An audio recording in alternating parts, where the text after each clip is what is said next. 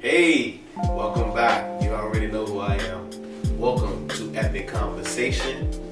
Great laughs, great stories, great art, just plain old greatness. I welcome you, ladies and gentlemen. Conversations with the Media Prince.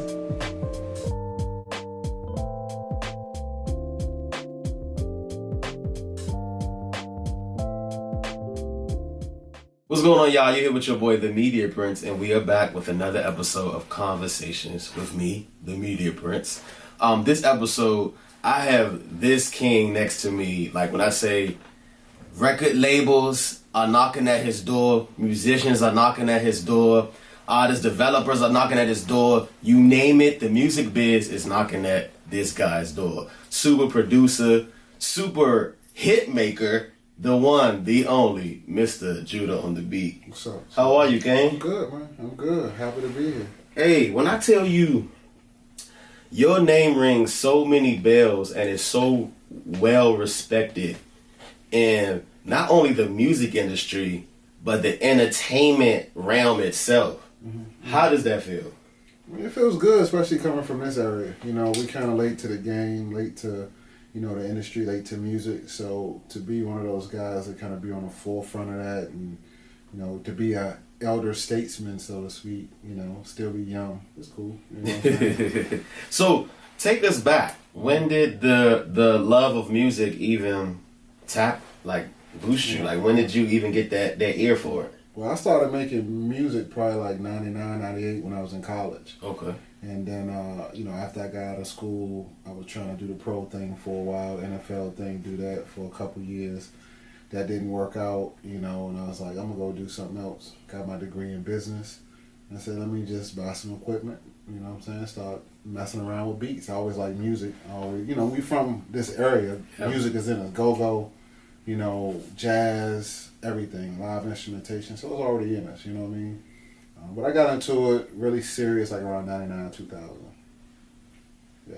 Okay. Now, you've been in the game for a minute, and so you've seen the transition of music from then to now and to where it looks like where it's going to be in the future. Mm-hmm. What is that process like with adapting to the sound of what they say today is? It's many things, that is kind of, I would say, changing. I got in it before the internet took off.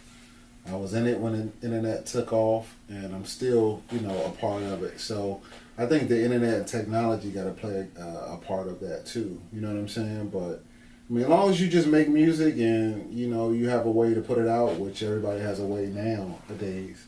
It ain't hard, man. It ain't hard to create. You just got to be consistent with the creativity. You know what I mean? I like that.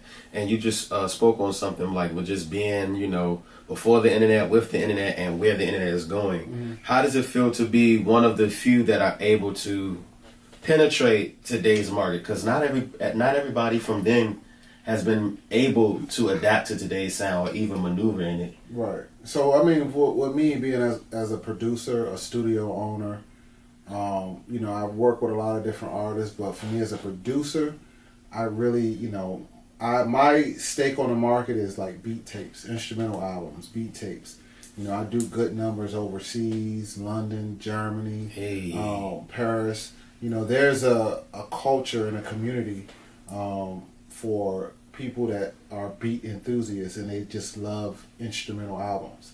So, I've done a lot of those in the past, and that's really where I found my, interest and passion for doing that, opposed to producing for artists, but doing beat tapes and putting out instrumentals, you know what I mean? I like that. So you just tapped on something, and I'm sure a lot of the viewers watching like, dang, international with it.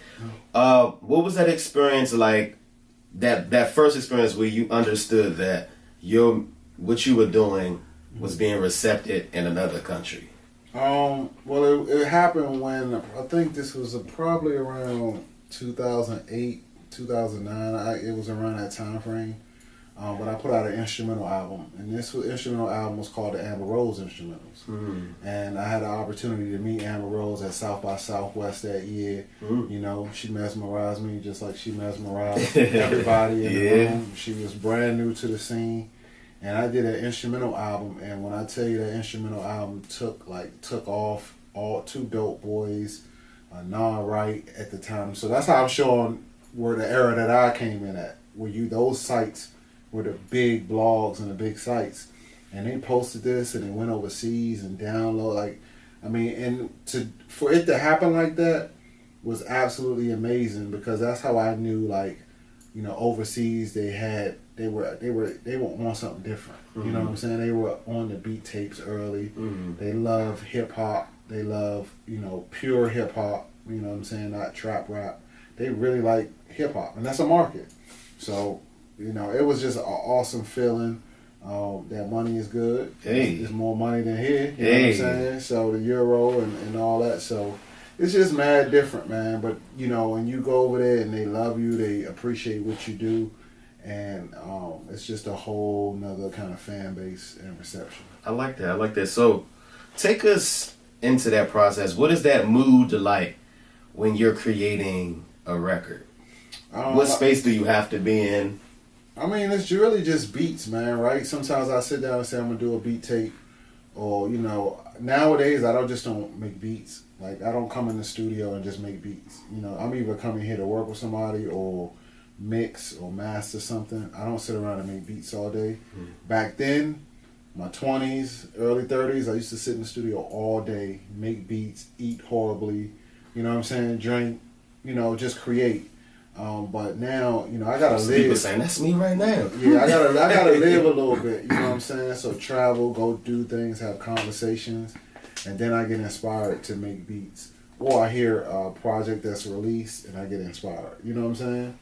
So it's different now, man. The older you get, and the more time that you dedicate to something, that time is kind of precious, and you just gotta live, and then everything else will come, come full circle. So from then to now, do you have all the records that you've ever worked on, and have you ever touched your vault and added to something or reworked it?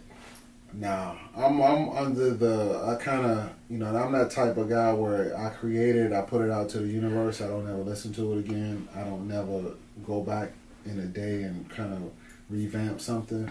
I don't do none of that, man. I've created, I put it out, it's done, it's not mine anymore, it's the universe, so I really don't do none of that. I got you. And then as you guys can see, we are in his studio. So with the music business, when did your eye for business come into play? That you said, you know what, I want my own, I'm gonna have my own, right. And that business mindset, where did that begin? I mean, I got a degree in business. Hey. I went to Robert Morris University in Pittsburgh, one of the top communication business schools.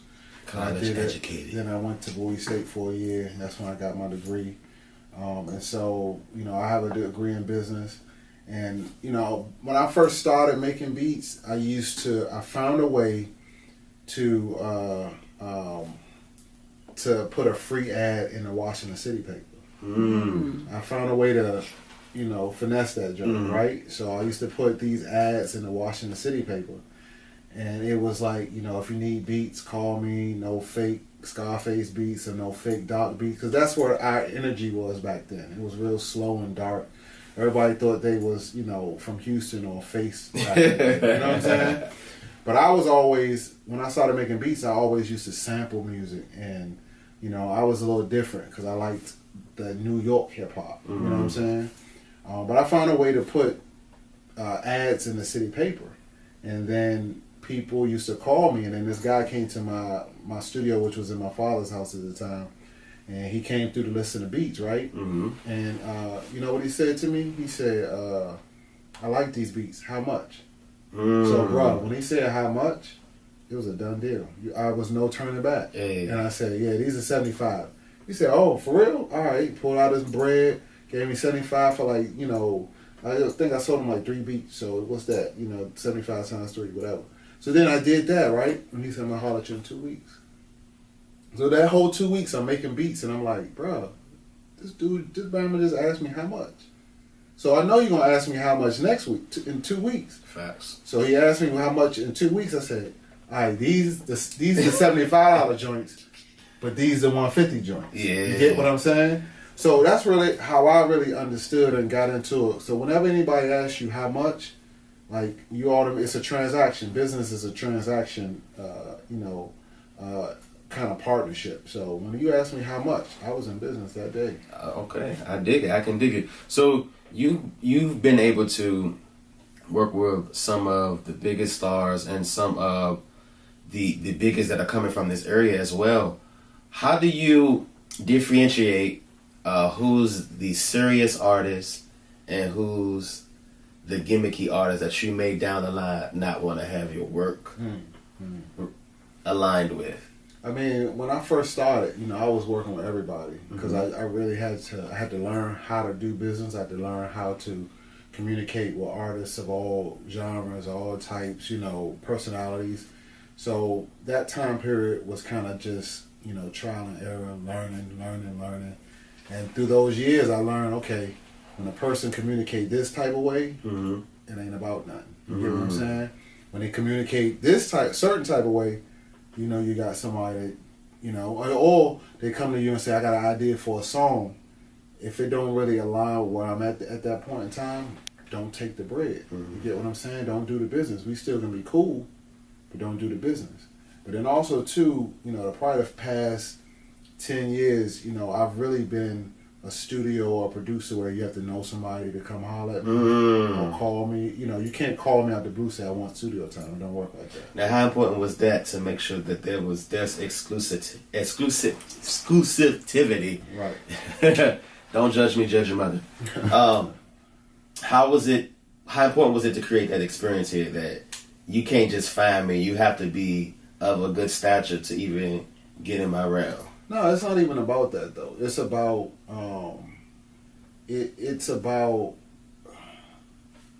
you can be accessible, but because you're accessible, it don't mean you got to work with everybody. You get what I'm saying? And so I never want to think like I'm too high and mighty to talk to anybody or invite people through and talk.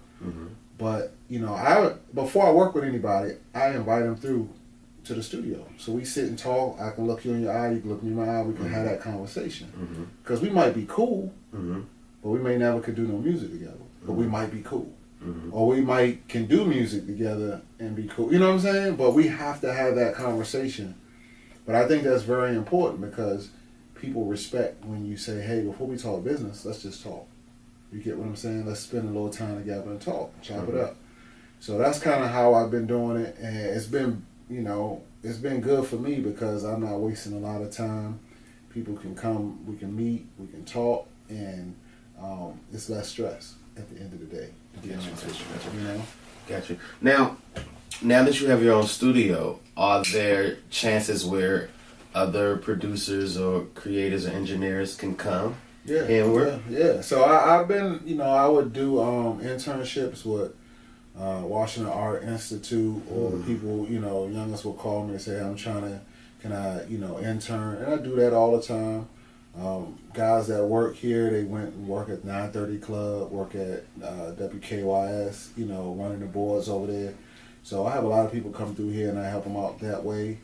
Producers, now I'm in a pocket where I don't make beats every day, like I said. So now, if I don't feel like I can do a project that I'm asked to do, I'll hire other producers and get them some work and some bread and things like that and get them paid. So, I'm not trying to produce a whole project by somebody most of the time. I'm just trying to put the project together, pull in the sounds that they want, get some other people some bread, and make the artist happy. So, we at a stage right now where we're not selfish with it. We've had our fun, and we I like that.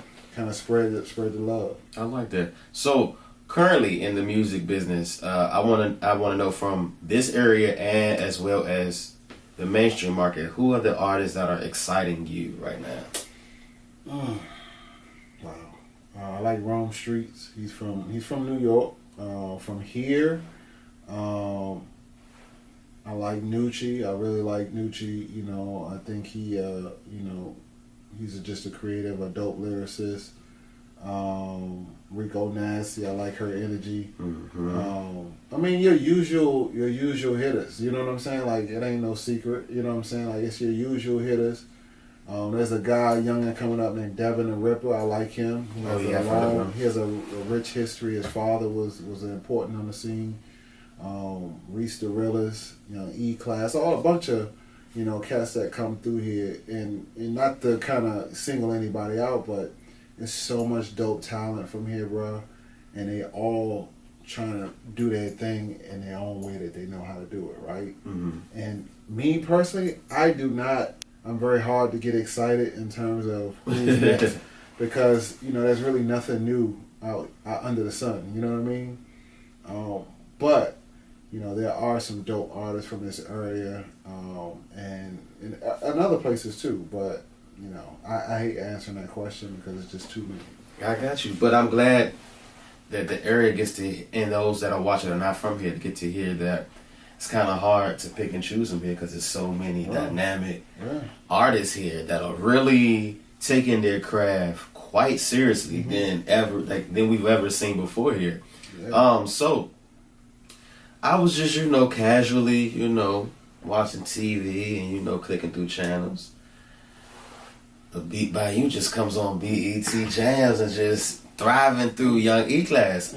How does it feel to know that still, till this day, like, there are artists that are able to not only push your song forward, but it's still hitting those masses just as like it was back in your heyday? I mean, at the end of the day, man, like, I don't even look at none of that like that. You know what I'm saying? I just like to create. You know what I'm saying? And where it's going to go, it's going to go.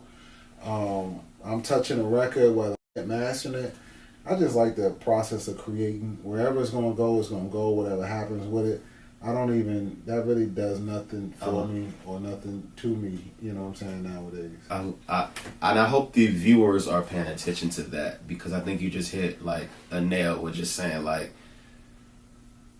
you like the art of what, you know, you're a student of the art, you love the craft, you love the creation, you really like what you do.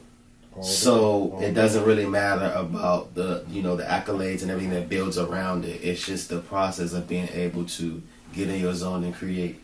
That means absolutely nothing. You know what I'm saying? Like, that means all the accolades and then the hype, that means absolutely nothing. You know what I'm saying? When you really think about it. It's about, you know, the energy you put into the creation, the lives that you're touching, as far as getting these artists to, you know, get to their dreams and getting the music out that they want. That's all that matters, man. All the other stuff. Plus, I'm not an artist. I'm a producer. I like to chill, lay in the back, you know, relax. You know what I'm saying? I'm not a camera guy. Gotcha. Well, luckily I was able to get you on camera. But no, I'm glad that the people that are tuning in are getting to see that, you know, it's nothing wrong with taking your craft serious and not trying to be in the hoopla of what's happening in the digital media. But there's also the consistency. Yeah. And I was telling somebody this is, you know, I've been owning the studio for 22 years in this area. You know how hard that is to own a studio for 22 years in this area? And that's very applaudable too. Yeah, New York is not so difficult, right? LA, not difficult. Florida, Miami, not difficult. But to do that in DC, Maryland is very difficult, right? And so, you know, to doing this long, to, you know, being a creative in the area and for this long, that's more important, to be able to give back and give producers a place where they can come at a discounted rate. You know, have the youngest come here, you know, and work and do things. So to be doing that for 22 years in this area, right? Consistently, that's what I'm really, that's the accolade that I want, opposed to everything else. I like that. Consistency, man. Consistency. What do you think your 3 keys to success have been thus far? I would say, you know, living within my means, right? That'll be the first Write that down. Yeah, that'll be the first one, right? Because everybody always wanted to partner with me. Everybody always wanted me to expand my studio. People always wanted me to, expand my studio. They wanted me to do it bigger, do different things. And I always just try to keep it at a certain level, right? Keep your overhead at a certain level. Keep things. I'm not a flashy guy. I'm not a car guy. Just live within your means. You know what I'm saying? The second thing too is the consistency piece. Like I do the same thing every day. Gym, what I eat, studio, create, research. I do the same thing every day. You know what I mean? And it's the consistency, And then the third thing is too, kind of diversify kind of your goals, right? Diversify your goals, which is going to diversify your streams of income, which is going to diversify, your wealth. So, not only do I do this, I do commercial real estate, I own property, invest in different technology. Like I do so many different things. I invest in watches. I'm learning how to build watches now. So at the end of the day, just always do different goals and do different things. And that's success to me. Hey. So what is next for you? What is 2020, the rest of 2022 looking like for you? Man, just having fun, creating, working with the youngest that I want to work with, working with people that want to work with me, you know what I'm saying, and enjoying what I'm working on. And I'm really trying to, just really try to help more artists out in terms of getting them to focus on the music aspect of it and not so much of the fame aspect, but just work on being better artists, you know what I mean? And also, too, just trying to help people out, man. Help people out. I'm not really, like I say, I'm not trying to overexert myself and do things that I'm not comfortable with. That's when you fail. You know what I'm saying? Like, I know what I want to do. I'm comfortable with it. I'm going to keep doing it. I'm not trying to go out here and be my own artist and, do a whole bunch of other stuff that ain't me. You know what I'm saying? So just keeping it simple. Okay. So some experiences that we don't know about, like give us like some stories, like maybe tell us about Studio 43. Well, Studio 43 was interesting, right? Because Studio 43 was a boutique label that was started by some good people from the area, Kenny Burns, Robo, Robin, we call her, who now owns Baller Alert, DJ Alizé. You know what I'm saying? And I was a part of Studio 43 early on. I met Wale early on, 2006, I believe, 2005, 2006. Was a part of Studio 43. And mind you, I had a studio since 99. So, I was already doing things, and we met here. I was a producer. I heard he was up and coming. And we met, and we did a lot of that early Wale stuff, a lot of that music that kind of put him in that Interscope situation. But that was the first time the city had a boutique label that, catapulted an artist to that level. You get what I'm saying?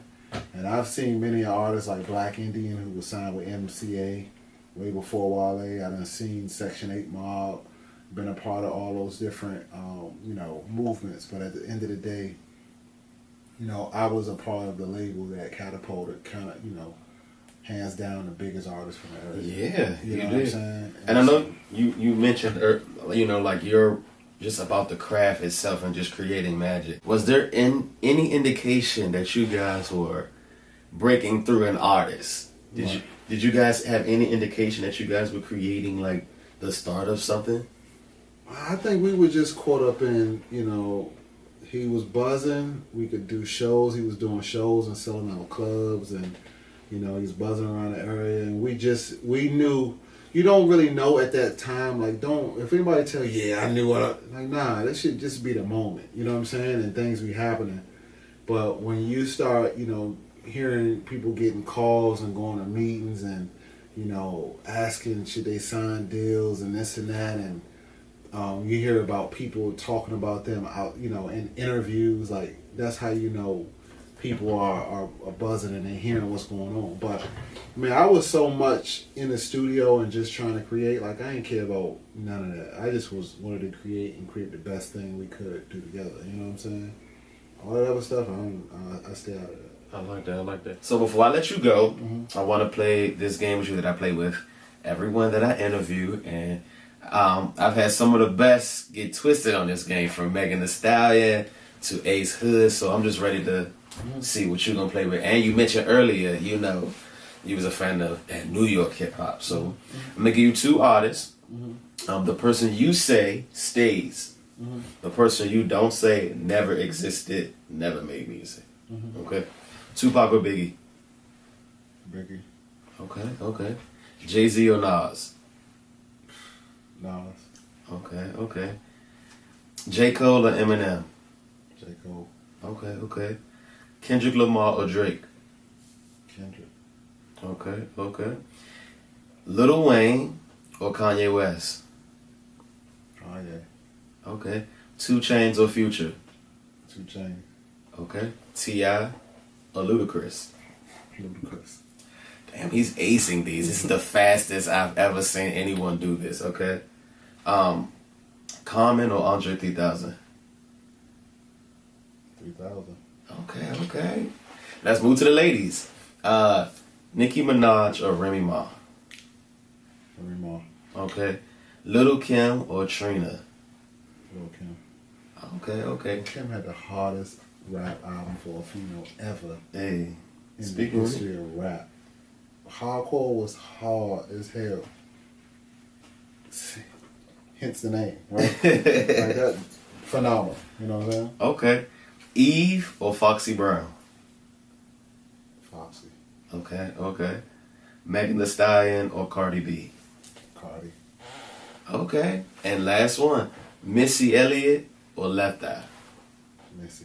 Hey, ladies and gentlemen, this was Judah on the beat. Please let them know where they can follow you at, where they can find you at, and everything else. I mean, Twitter is Judah on the Beats. Instagram, I mean, I just got hip to Instagram when the pandemic started. I hated Instagram. I never was on it. You're doing pretty good, though. I'm trying. So on Instagram is Judah Used, USED, used to make beats. And yeah, you can find me on there. Holler at me. You know, I'm easy. I'm accessible. You know what I'm saying? Hey, and before we leave the viewers with one motto you live by. Be creative, treat people good, make some money, and the rest will work out for you. Bam. We out, ladies and gentlemen. Peace. Conversations